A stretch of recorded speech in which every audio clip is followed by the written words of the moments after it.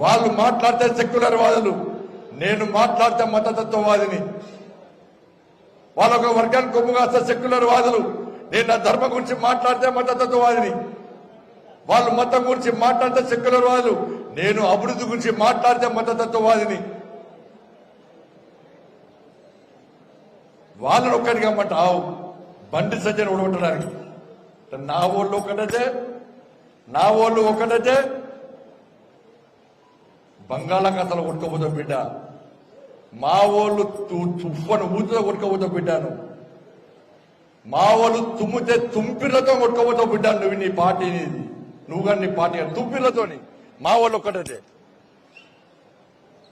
తుంపిర్లతో కొట్టుకోబోతావు నువ్వు నీ పార్టీ.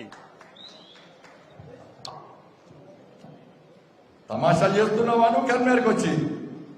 ఇంకా ముఖ్యమంత్రి అనుకుంటున్నావా నువ్వు కెర్మేరకు వచ్చి?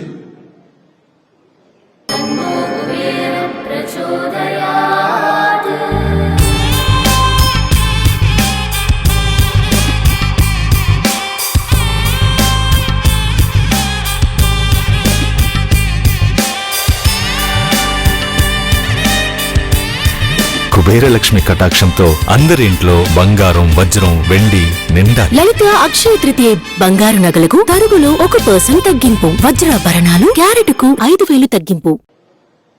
నిన్న బైన్సాలో నీ కొడుకు పోతే హిందూ దేవులను రామాలయానికి వ్యతిరేకంగా, రాముల వారి ప్రసాదానికి వ్యతిరేకంగా మాట్లాడితే నీ పార్టీ సమావేశంగా చూడండి హనుమాన్ భక్తులు వ్యతిరేకిస్తే ఏరలు చేసి మాట్లాడతావు.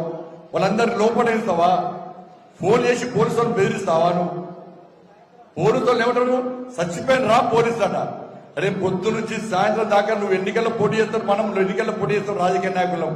ఇవాళ పోలీసులు వాళ్ళ మొత్తం ఎట్లా వాళ్ళ బతుకులు ఏం చేయాలి? పోలీసు వాళ్ళు ఇవాళ ఉదయం నుంచి రాత్రి దాకా ఇప్పటికి 4 రోజుల నుంచి వాళ్ళ కుటుంబాలకు దూరమై తిండి తిప్పలు లేకుండా వాళ్ళ శాంతి భద్రతను కాపాడే ప్రయత్నం చేసినటువంటి పోలీస్ సిబ్బందిని చచ్చిపోయిన రా అంట. అవును, పోలీసులను హేళన చేస్తావా నువ్వు? తెలంగాణ ఉద్యమంలో పోలీసులను బూతు తిడుతుంది, బూతు తిడుతూ అమ్మనక్క తిడుతుంది పోలీసులను. నిన్న పోలీసులను చచ్చిపోయిన అంటావు. వాళ్ళకి ప్రమోషన్ ఇవ్వకుండా వాళ్ళు అడ్డగోలు వాడుకొని మనం పుట్టించిన మూర్ఖుడు. ఇలా హనుమాన్ భక్తులను లోపడేసి వాళ్ళు హనుమాన్ భక్తులను రిమాండ్ చేసే ప్రయత్నం చేస్తున్నారు బైన్సాలో. అందుకే హిందూ సమాజం జాగృతంగా అవసరం.